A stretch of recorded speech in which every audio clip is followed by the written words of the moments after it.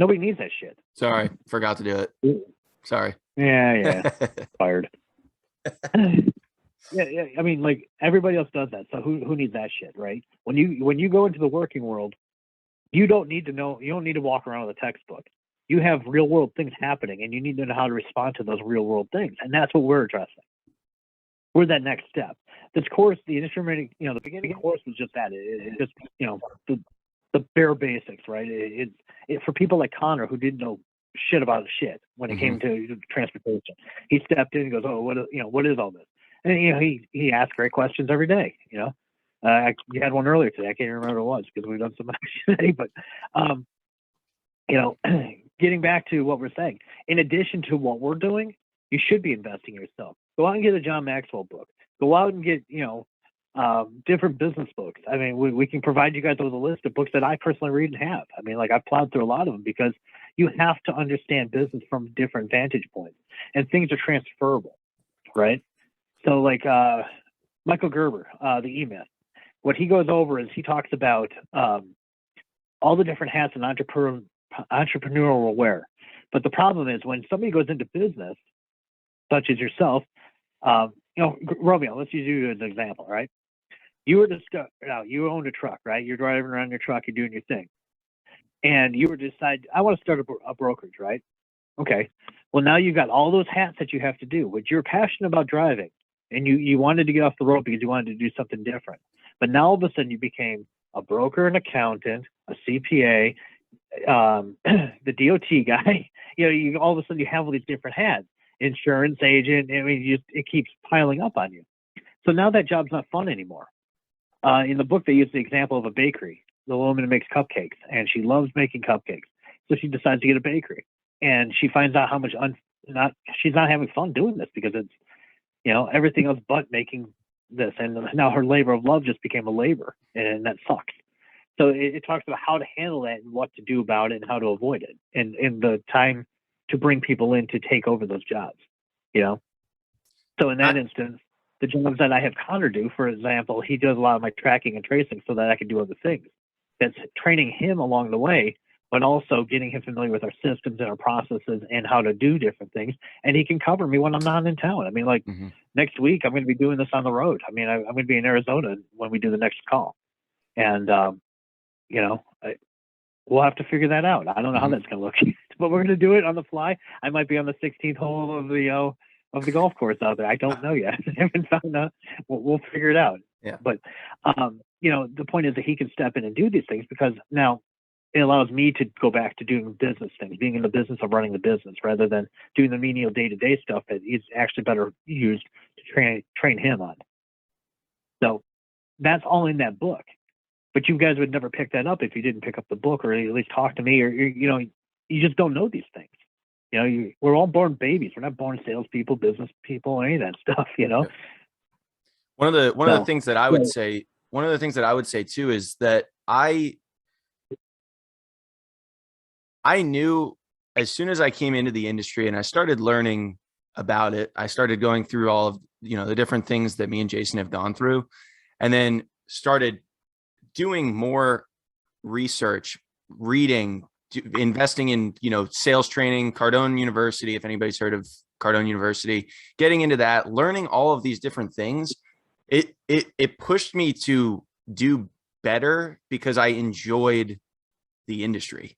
So knowing that you enjoy something and then turning around and trying to go out and just heighten those skills, it never makes it boring. It never makes my day boring because I'm always trying to learn something new and then apply that to what we're doing in our day-to-day routine. So in my early days, I realized that the problem I had was I was detached from my wife in a way that she didn't she understood the business. She's actually a logistics manager for a company. And she knows it from that side of the business, but she doesn't understand the commission side and all these different things. So she'll ask me, didn't I have a good day? Well, yeah, I made money. Okay, what does that look like? So then what I did was I would start a weekly tally of all the loads I did, all the profits I made, and then the commission, so she could see how much money was really being generated each week. Now she got excited, right? Because now they can see it. It's a piece of paper. They can see that. They can hold that, and they go like, they can digest that. So now they're invested. it's important to make sure that everybody understands what's happening here, because you're toiling away at this thing and you're pounding on the phones, and all people see is just Chris on the phone or Kyle doing whatever. Chelsea's running around like she's on fire, because she's trying to put all the phone calls out, and there's fires everywhere, and things are happening at 2:00 in the afternoon, and you want to go to dinner at 5, and you got to get ready, and all this other stuff's happening. It all starts to make sense, and now they become invested. So, there's a real big picture that you need to make sure you're paying attention to as well, and it will help your success, because when your spouses are involved in that success, then they can support you, whether that's you on the phone and you're in the middle of a meeting. I mean, I can't tell you how many Zoom calls I've been on, and my wife will open the door and put a plate of food on my desk over here, and I'll be working away, and I'll be like dodging off the call, eating and stuff. But, I mean, some days are like that, you just don't know what to expect. Mm-hmm. So you got to stay fluid and, do the thing. To spin off of that as well, I think that aligning your goals with your company's goals, or even just other employees in the company that you're working closely with day in and day out, is huge, because then everybody knows the common goal and everybody is working towards those goals. And even if like, say, your personal goals are different from somebody else in your company, like Jason knew what my personal goal was of buying a school bus and converting this into a tiny home. Right. So Jason knew every day what it was that I was trying to accomplish, and when something came up that was grind time to do, that was the first thing that came up was, hey, let's get this done so we can get to this goal. And it inspires everybody. The faster you get to your goal. And I just looked off to my right. And the reason why I do is because I can't show you this piece of paper because it'll get eaten up in the screen. But our goal is to build $1 billion company in 10 years. 360 Freight Solutions is going to be $1 billion company. We're going to have the math works like this. The average, above average agent can make between $2 and $2.5 million in revenue a year. A year. I'm getting ahead of myself. Of that, they'll make a commission, right? And the commissions will vary depending on if they're involved or if they have people helping or however that works. But that's the point of the school, is to bring in qualified help. We're vetting people along the way too, and we're meeting people from all over the place. We have a goal this year to bring in 10 new people, and we're actively pushing that and refining our hiring process. So it's a little bit slow going in the beginning, but we're going to get this knocked out. And we're going to have 10 new people working with us by the end of this year. My partner's already on board. He gets it. He sees it. And we're bringing in business to make sure we can sustain these things. I'm currently in talks with people in Mexico to bring produce up from the farms. We're working at the base level, trying to get things going here, right? But if you get 400 people doing $2.5 million a year in business, that's $1 billion in revenue. Is it 400 or 500? That's the math. At 2.5 million, it's only 400. Oh, okay. At 2 million, it's 500. Okay. Yeah. So, I mean, I sit back and I reflect. I go, okay, if I have an office that has to contain 500 people, what does that look like? So when I'm on airplanes or whatever, I have my headphones on, I shut down. But what I'm thinking about is, what does this look like in my mind? I saw Chelsea. And, what am I envisioning, And a lot of times it comes out, I don't know if you guys ever watched that show Billions. The big white office, lots of glass and stuff. And it's like that to me. It's like this big clean thing where everybody's just crushing it out and make a shit ton of money. That's my vision. And then I trickle it down. Okay, who does what? And how does this work? And how do, support staff for these 500 people. So we have to have a few hundred people doing this, that, and the other for accounting. And, we got to have all this stuff in place. How big is that building? How many chairs? What do the chairs look like? I go through this whole mental picture of everything I want in this place. And that's what it really boils down to. That's our goal. So that's why it's important for us to know your goals so that we can all get to our goals together. I can't hit this by myself. No matter how much I try, man, I cannot do this by myself. I need 400 to 500 people just like me. And that's what we're raising. We're looking for those guys or gals. Love it. We're looking for assassins.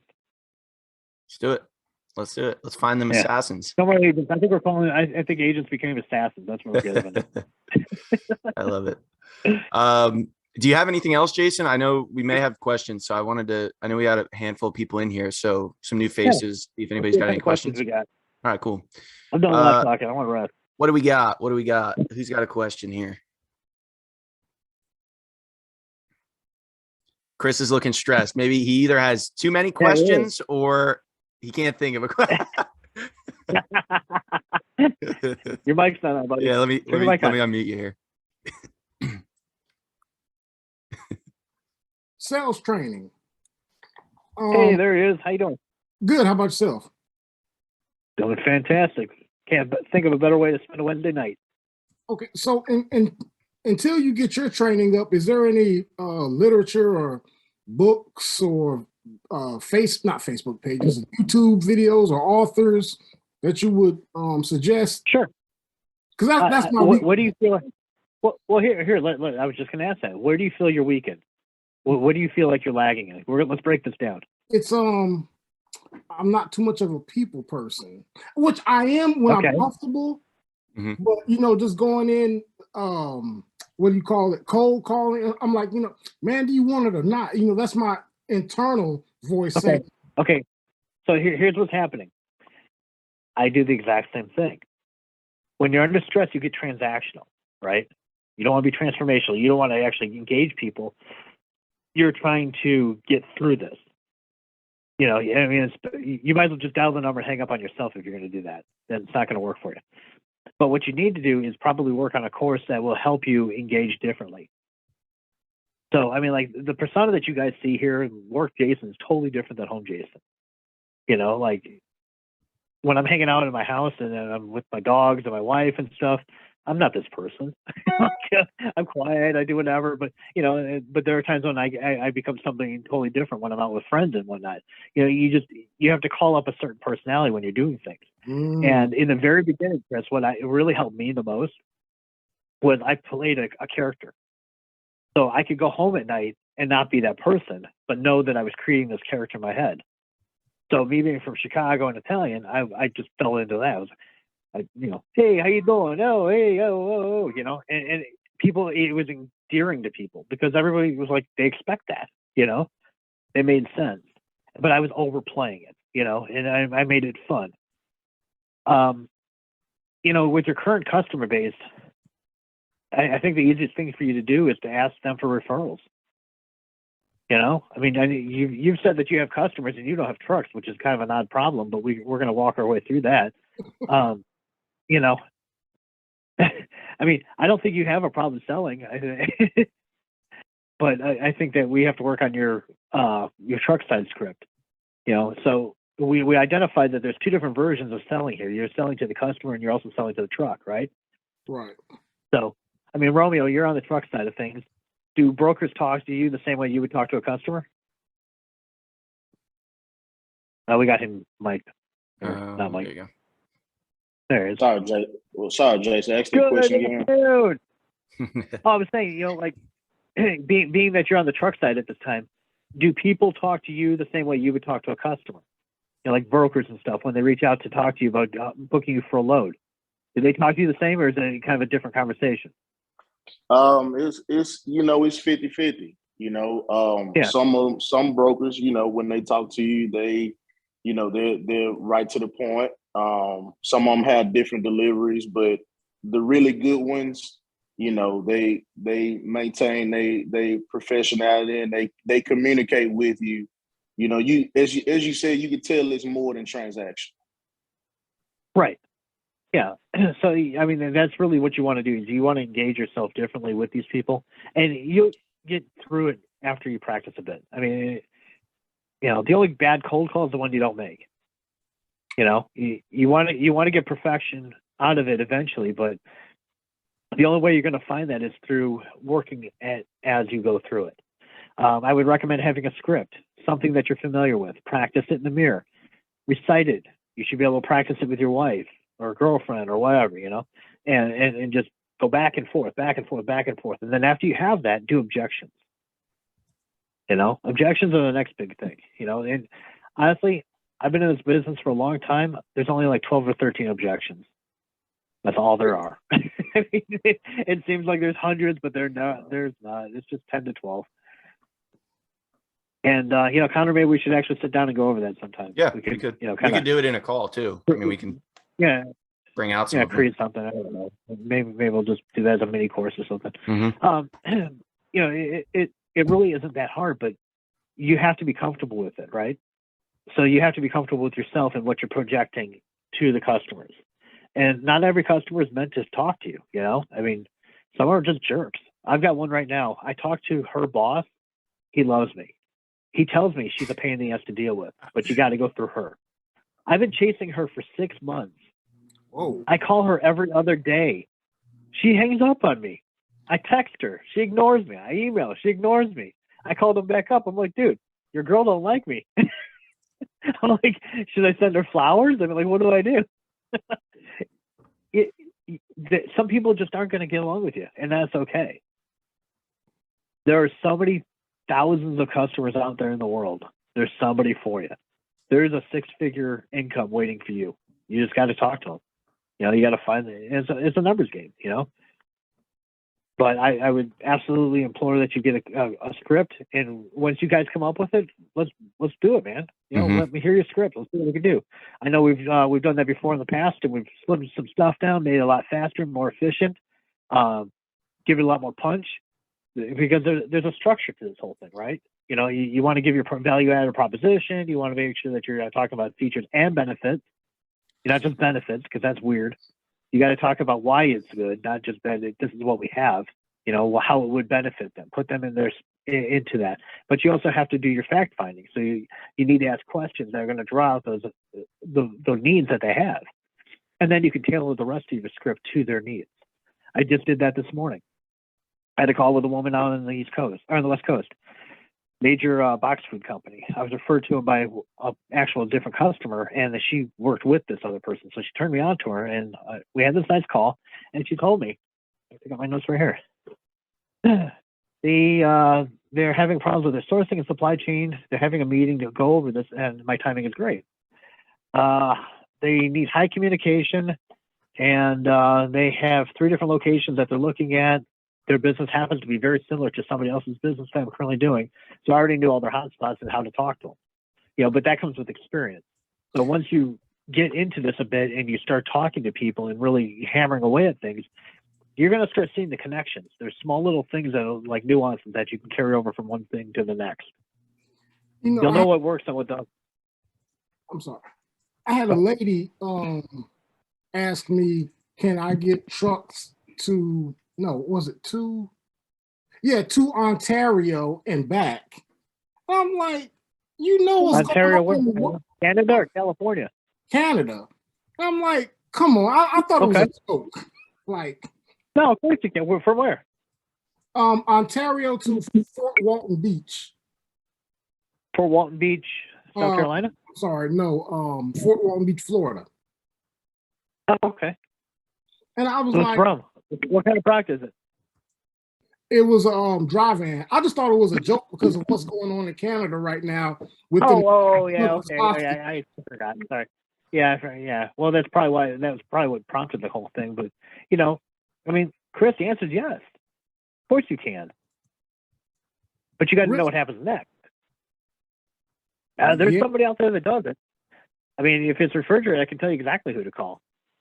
But there are plenty of guys out there that do this stuff, and you just got to do your research and find them.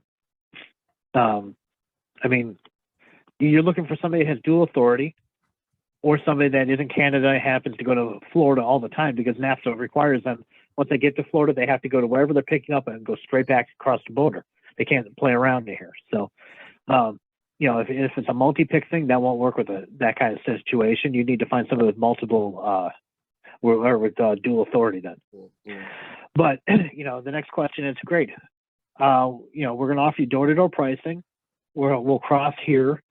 You need to know who the customs broker is, because you want to make sure that they understand they're paying for that. There's a customs broker fee, there's a crossing fee, there's all kinds of stuff that gets added onto this. So you want to make sure that you're 100% crystal clear that you're just providing transportation from pickup here to delivery there. That's all I'm responsible for. That's what this cost is. Most customers will get that, but sometimes they try to, sneak shit in on you. Depends on it just depends on who you're talking to. But yeah, dude, Canada's easy. Mexico's something that's a whole nother animal. That's like the Wild West. Okay. Yeah, the first time you do one, it'll probably get inspected. So what?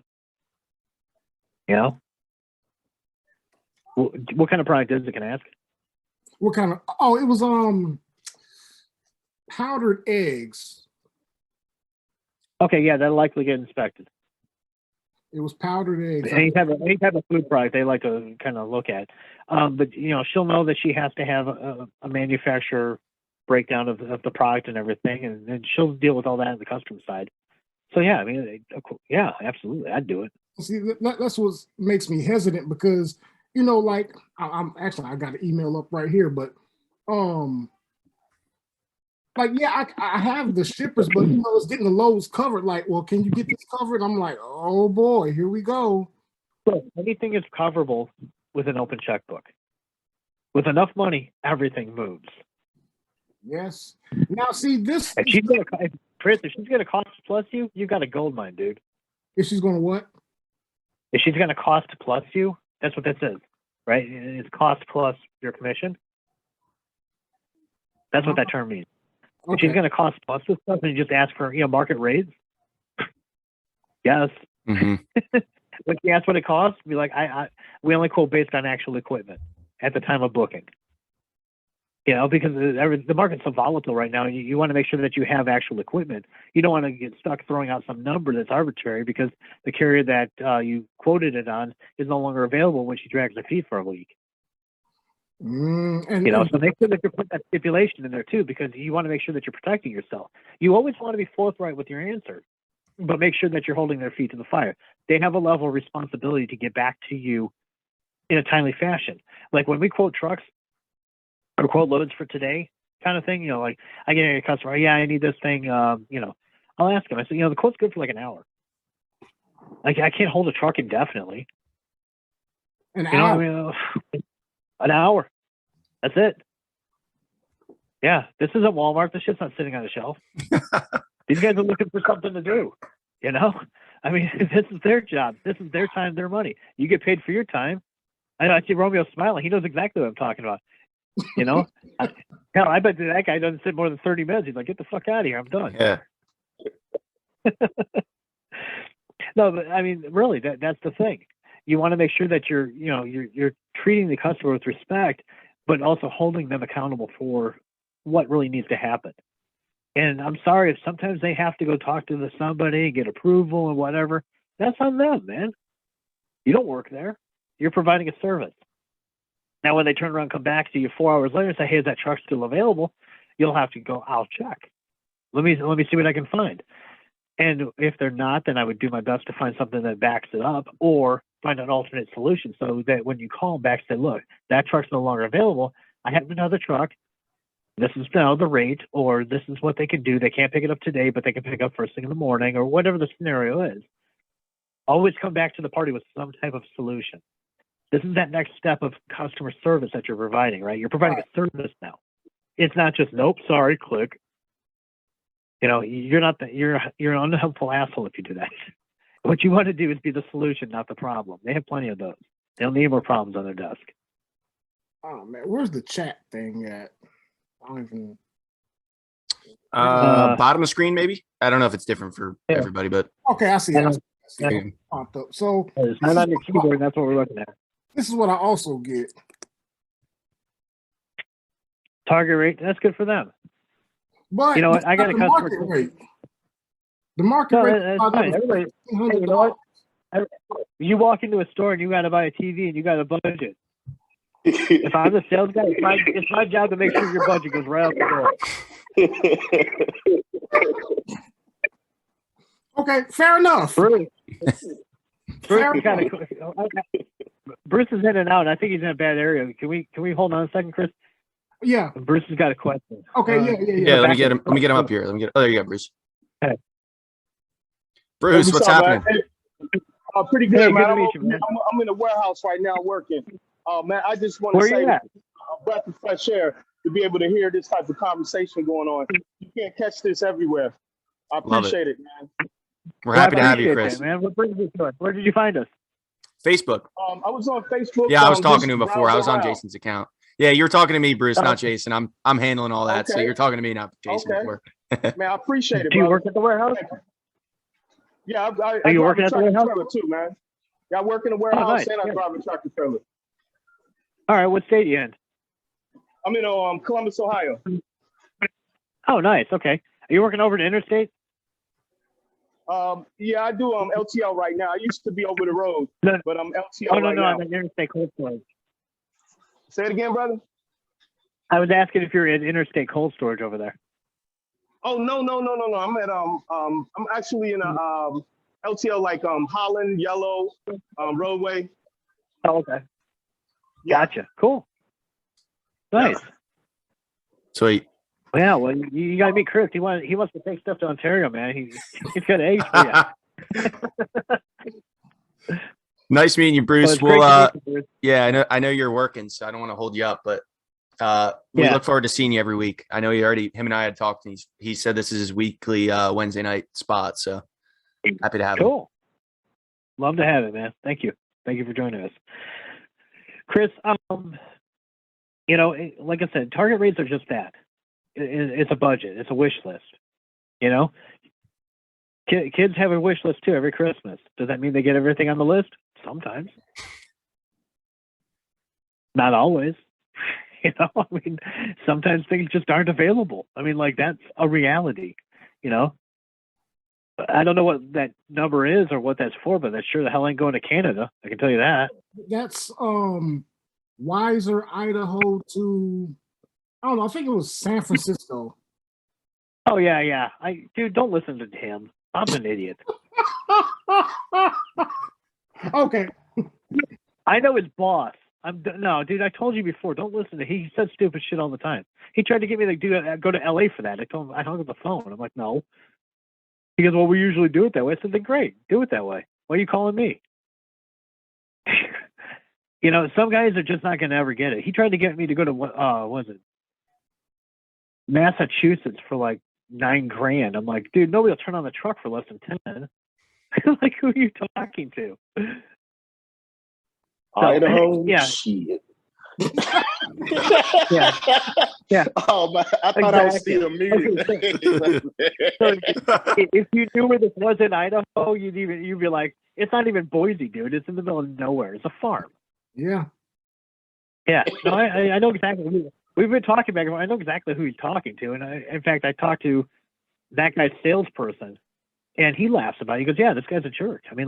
He doesn't get it. We've got food rotting on the dock because he's over there playing games with logistics. What? Oh yeah. Yeah. It ain't good, man. But that's their business. They run it how they're employee owned over there. They run it however they want. There's some politics that go behind that place. It's kind of a mess. I don't even know how they pay. We've never done an actual load with them. We delivered product into them, and that's how I met them. Oh. We deliver the cargo that they put the product in. Wow. And so we were able to pull some magic rabbits out of our hat, and that's how we got the job. That's the referral business. He says, you do such a fine job. I want to introduce you to my logistics guys. That's great. I'd love to. But now it doesn't work. And that's okay. Look, my attention goes to where my money gets spent, made. Right? So the people that are paying me the most are the people that I'm paying attention to the most. Just like in this company. The people that are making the most money and making the most effort, those are the ones I'm paying attention to. I'll say hi to everybody, but the people that I'm really working with are the people that are really most dialed into what we're doing and most vested. I'm invested in your success if you're going to be invested in what we do. It doesn't make any sense to sit here and spend time with people that don't want to participate, and I got to drag you kicking and screaming. I don't have time for that. You don't have time for that. If that's the person, they're not happy. And unfortunately, that guy at that company is not a happy person. No, he doesn't seem That's like his fault. He the one's got to go home like that.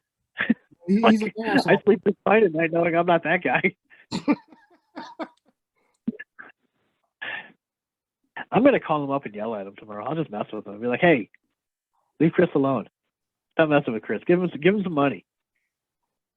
You got money over there, Bob. You'll be fine. Jason does that more than you think, so he's probably not kidding. He does it with me when people give me a hard time. I tell him like, yeah, so and so give me a hard time, and he literally calls them immediately. It's like, stop.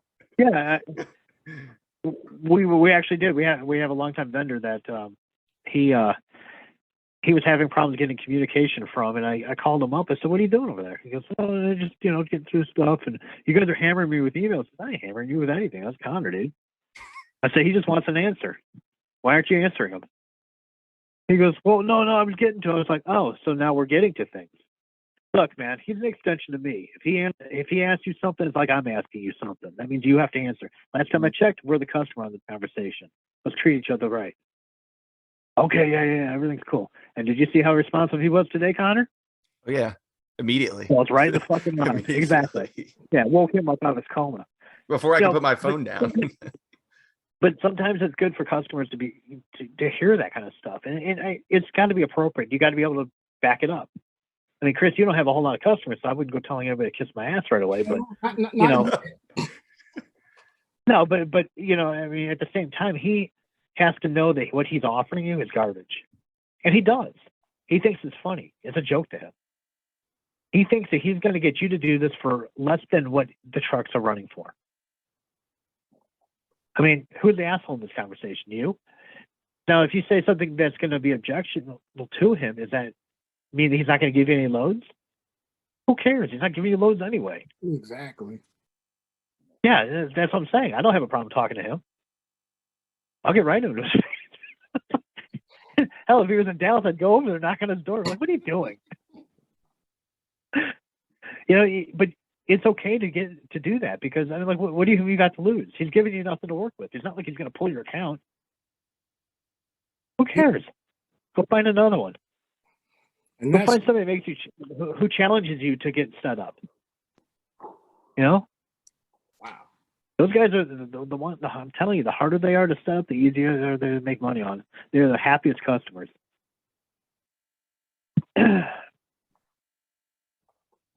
That guy's just miserable. I wouldn't talk to him.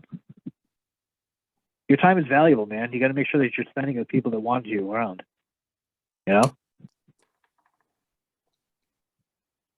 It doesn't make sense to work with customers that don't appreciate what you're doing, especially in this environment. Are you kidding me? I sent out an email that says, I have 10 trucks in our fleet, and we have a partner carrier relationship with 1,500 of the reefer companies, all in varying sizes and locations. That statement alone earns business, because people are so desperate for connections right now. Your network is your net worth in this case. You will make money if you have relationships. You've got to meet people. That's why I was so quick to introduce you to Hussein. He's a good friend of mine. I mean, we've had lunch together. I mean, the guy's solid. He's a good guy. He's honest, and he will tell you exactly what's what. He's not the cheapest guy in the world, but he's 100%. And that's what we work with, people that are not the low cost carriers. Look, if you want to go work with prostitute trucking, go right ahead. But you're going to get burned, man. You'll walk away with something messed up. And there's some asshole out there always willing to do that. That's fine. I've got a customer currently right now, and I'm getting boxed out by them because they're telling me that they're going to do something for less than my cost. And I know that's bullshit. But when I talk to the people that are not actually involved in transportation, but seeing the actual direct effect of the poor customer or poor carrier relationship, shows up late, out of temp. If it shows up at all, we don't know where it's at. I mean, who needs that in their life? They go, we're saving $500 to $1,000, and we have all these problems. Is it worth it? Yeah, and you lost $50,000 to $250,000 worth of product because it's not at 10. Here's something that nobody ever really considers. When you have a claim, right? If it's a total loss, $100,000. If you really look at how it breaks down with loss of time, remanufacturing, the actual product itself, customer relationship that you just screwed up, it averages about $400,000 in debt. That's the actual impact of $100,000 claim, because you've got to remanufacture the product. So there's not another 100,000 plus the 100 you lost, plus the labor, because you had to remanufacture all the product, right? And then you got the relationship. What is that relationship worth? You know, I mean, you shut down a product line because you screwed something up, something very rudimentary, like put the in this case, put the reefer on continuous rather than start-stop. You know, I mean, it's like your refrigerator. It either runs consistently or it just goes to a temp and drops, goes to a temp and drops. Well, that can destroy product if you don't know what you're doing. You know, working with a carrier that has a poor trailer, you know, drive-in. So, you know, you're talking about those eggs, right? Well, the guy's in Florida and he doesn't think that to actually have to check out his trailer. But really what happened was he was driving through the road and he picked up something and it stuck in the roof of his trailer. He doesn't know that. Well, in the meantime, now he crosses over and gets some brain on him, right? Guess what happens? You now got wet eggs. You're going to get to the border and you're going to hash your shit to rejected because it's all messed up. Because you're working with somebody who doesn't care. You know, we tell the customers, you bought something, right? And when somebody goes with a low-cost carrier, what they've done is they've had to cut costs. They've had to shave something off. So when you had something that was nice and perfect and it was all geometrical, right? You've taken all those curves off of it, or all those corners off of it. You eventually end up with something entirely different than what you purchased. It's no longer a square or triangle or any of that shit. It's a circle. Because you've whittled everything down. It's totally different than what you've purchased. It's something entirely other than. And you can't say it's the same thing as what we're offering. It's just not fair to. You know, and life isn't fair, but you have to be able to compare apples to apples if we're going to talk about this in a logical way. So, you know, and I jokingly mentioned prostitute trucking because that's what it's like. It's just like they just prostitute their trucks out. They don't really care what they're doing. You know, it's ridiculous. You know, they don't maintain anything. They don't care. They put drivers in that barely speak English, if at all. Nope. You know, the truck never gets washed. You know, they come to your customer dirty and messed up and smelling funny, and you know, nobody needs that. But that's what you get with low-cost carriers. You get what you pay for. So I mean, money ain't good money. You're never going to hear me tell you to cut costs. I mean, like I will always say, go with service first, always, 100%. I'd rather not get the job and know that we could do it right than get the job and do it wrong and half-ass it and end up with a problem. I'd rather have that reputation. I mean, that's what I've spent the last 20 years doing, man.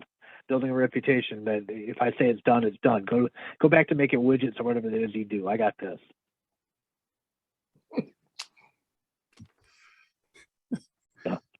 Love it. Now that I'm going to close off my soapbox, anybody else got anything? That was a whole lot of knowledge. That was awesome. That was awesome. Does anybody else have any questions? I see we got Michael, we got Brittany. I believe Brittany, you're new as well. Michael, I believe you're also new. We got Kyle, Chelsea. Anybody got anything? Hello. I'm just Hey, I'm taking everything in. It's good to meet you. are you one of our Facebook friends? No, I'm not. Oh, But yeah, I was kind of asked to join it, so I just joined it. So just trying to fill things out. What is the Facebook page name? I can put it in the chat right now for you. Okay, thank you. Yeah, no problem. What Nice are you to have currently you. doing for work? I'm sorry. What are you currently doing for work now, Brittany? So right now I just started dispatching, so I'm fairly new to the industry. Okay. I'm as well a supervisor in the pharmacy that I currently work at. So just trying to get my feet wet. So yeah. Love it. Well, cool. I threw in the our Yeah. YouTube channel as well as the Instagram as well for you if you want to follow us on that. Okay. Thank you. No problem. Good Yeah, to we see put a you. lot of this stuff. All the material goes on YouTube eventually. Mhm. It all kind of funnels that way. Well, that's cool, man. You've come into the business at a great time. I mean, it's flourishing, and like I said, you know, there's so many available jobs that people are going to advance rapidly because talent rises to the top very quick. And there's a very limited competition at this point. So glad to have you. And, of course, if there's any questions you have, feel, of course, reach out to us here. But, we can be reached out to through the Facebook group as well as the Instagram DMs and stuff. Connor monitors a lot of that for me. If I don't see it, then he'll jump in and take care of some stuff. Okay. Sweet. Thank you. Yep, no problem, Brady. Nice to meet you. You as well. Michael, I saw you unmute and looks like you're in a dark spot. So yeah, I unmuted. You guys had mentioned about a cold calling script, and was like, do you guys have a template for that? We not normally. we don't. The reason why is we typically want you to create your own. And the reason for that is because you're going to create it around your dialect. So like the way I would say something is not the same way Connor would say something, nor is it the way Romeo or anybody else in this group would say it. So if I wrote a script for you, you'd have to try and read it like I speak. So, you'll naturally, unconsciously do it, but you'll put words in there that you'd avoid tripping on. So something that's a tongue twister for me might not be a tongue twister for you. So then if we skip through all that, but what we'll do is review them for you. Mm-hmm. And there's a basic template. I mean, we could put something together. I guess it's just if it's not words, it's just what Thoughts, the meanings are. Yeah, fill in the Bullet blanks points. stuff. Yeah, Maybe some bullet points to make sure that you're hitting, so that you're communicating effectively, so that Sure. kind of going to ring them in. Right. Yeah, Mike, but I mean, like, I would steer away from like the Jordan Belforts of the world and stuff like that. A lot of that stuff is slimy and not very effective. It's kind of a very old way of doing stuff. I mean, I'm speaking from experience. I took the course just out of curiosity. I wanted to see what it was like, and it had its time and its heyday, but this is 30 years later. mm-hmm. It's time to move on. Yeah. Yep. Yeah, it needs refreshing up a lot. So, but the ideas are kind of similar. You have an introduction, but you want to have a hook that grabs people. You want to ask a question, and if you look up, just Google pitches, and I think that you're going to kind of get an idea of how this thing unravels. Yeah, typically you find. I think typically, like when I first made mine and Jason reviewed mine, I had looked up I just looked up exactly what he just said. I looked up pitches for transportation or whatever.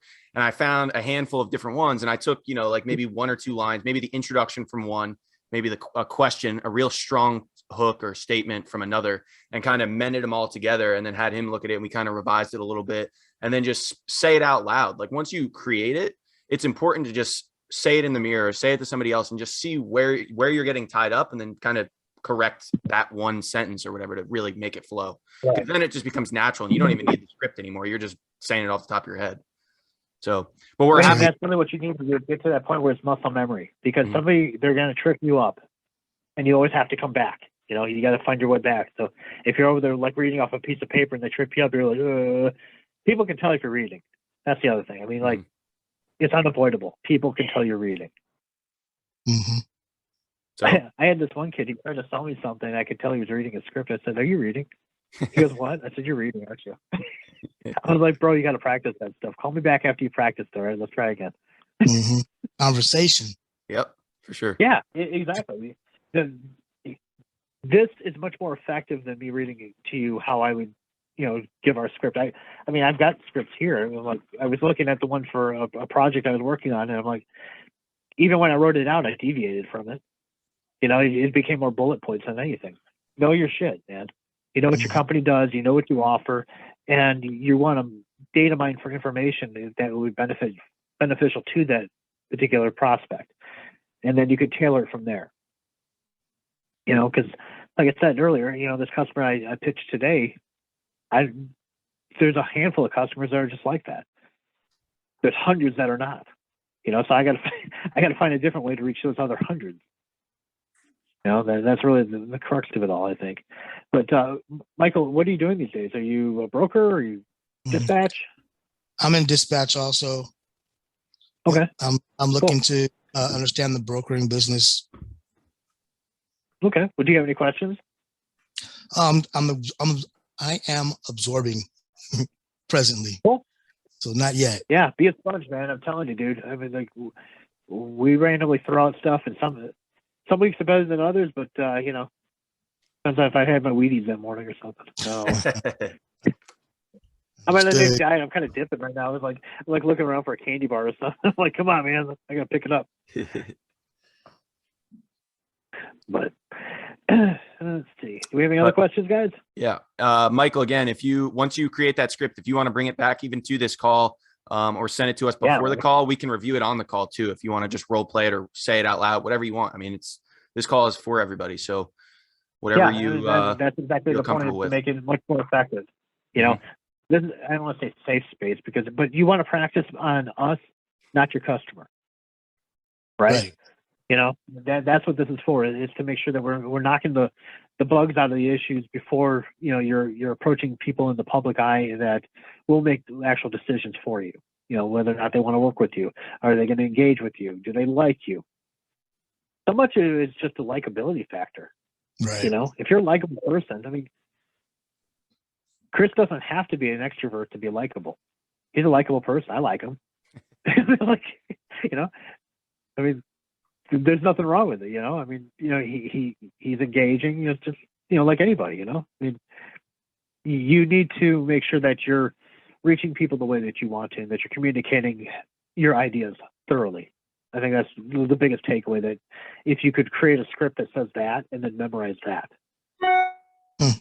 Okay. But yeah, definitely bring it here, man. I mean, I'd love to look it over, go over it with you guys. You know, we've talked about kind of coming up with like a little pitch course kind of thing, and maybe, you know, maybe put a little group together that we sit down and we just do this, and everybody does their little individual thing, and, you know, well, yeah, I think it'd be cool.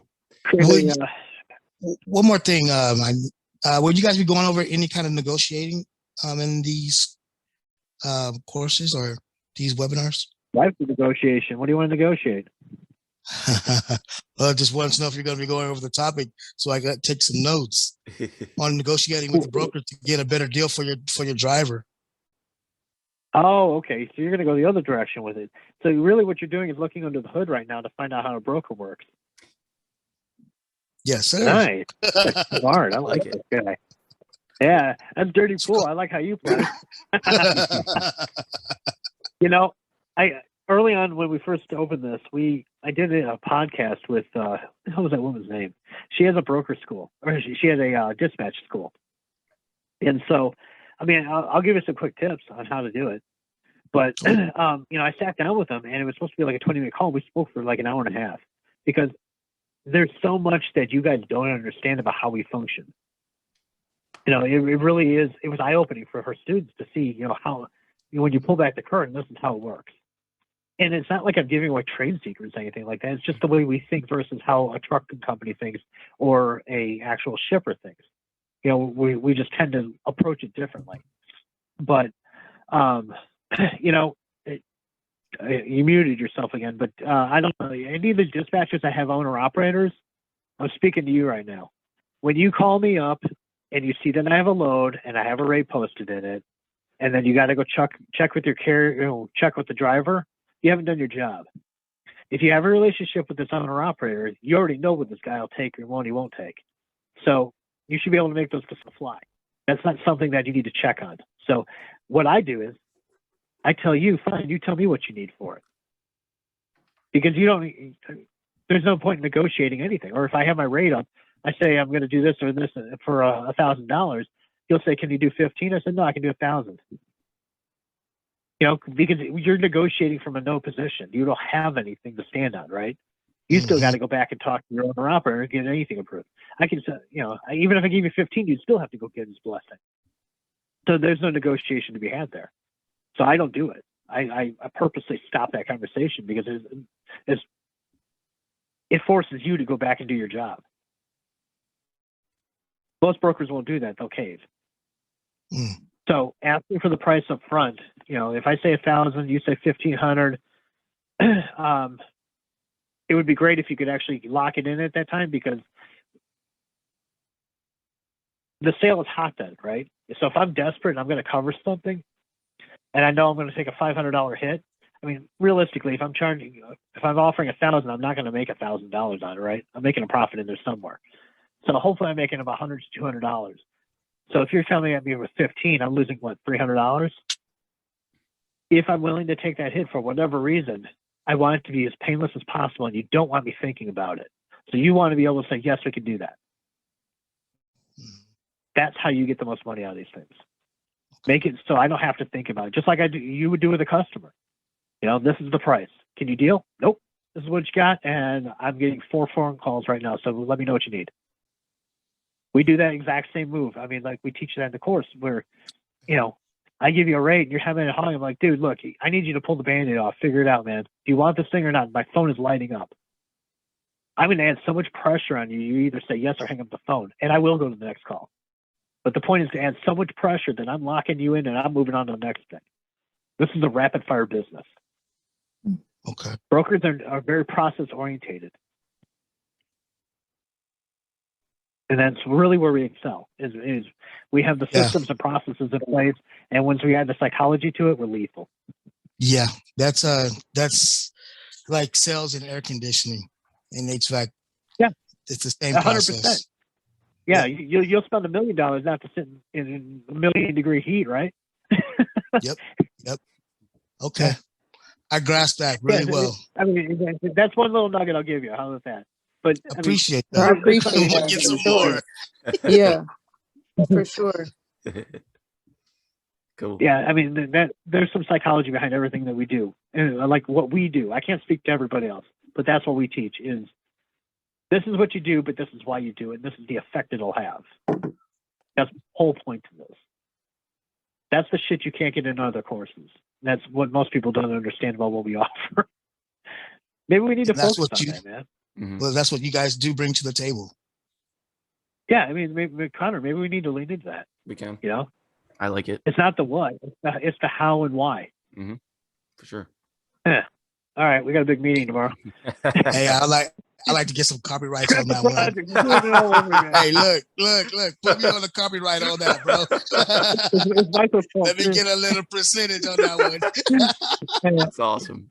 See, you think like a broker. You should be a broker, man. Come work with us. Yeah. Jump in the course. See what Make you got. me an offer, man. No, I'm not hiring you. I'll tell you what. You take my sales course and we'll talk. All right. Let's see what we do. Okay. We're going to be issuing that thing. It should be ready. What do you think? Spring? Yeah. Okay. I want to get out there soon. Yeah. So we're pretty much much strictly to get out of New Jersey, but he's trying to avoid winter. He's going to come to Texas.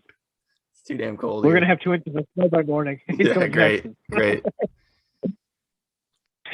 All right. Well, yeah, Michael, great to meet you. You know, and it's a smart move, man. You know, Brittany, same thing. You know, I mean, you know, taking a look from, I don't want to say the enemy's standpoint, but you know, taking a look behind the mirror, it's kind of it's a smart move. Yeah, we do the same thing. Like when we built our course, we took 5 other courses to see what everything else was and figure out where the flaws were, so that we could put our foot on it and crush it and do something that nobody else was doing. So, So I know we ran pretty long here tonight. I think this is probably the longest call we've had, but it's good. I like the long calls. I like when there's engagement and this is all happening. So, hey, I'm here for the long haul, man. Anybody else got any questions? I'm here. I'll stay here all night if I have to. Everybody gets everything. Yeah. But we want to add so much value. You can't say no. In everything we do. Yeah, exactly. So, cool. But if nobody else has any questions, I guess we'll wrap it up. Yeah. Thank you everybody for joining us tonight on Broker's Edge Live. If you could do us all a favor, when we post this video, the recording, I know Jason's going to ring me out after this because I forgot the first 5 minutes to record and we had some good stuff in there, but the end of it I think was tenfold better. So we got that. When I post the video in our Facebook group, if everybody could leave a comment, whether it is, what you thought of the court or what you thought of the call tonight, something that you learned that you hadn't learned before. And I just want to build our community. I think a lot of the problem with getting people onto this call is people don't understand what it is. They're still in that phase where they don't, they're they're hesitant to get on because they don't know what the call is. So seeing other people interacting in those posts is awesome. So with that, again, thank you everybody for joining us, and we will talk to you guys next week. Have a good night.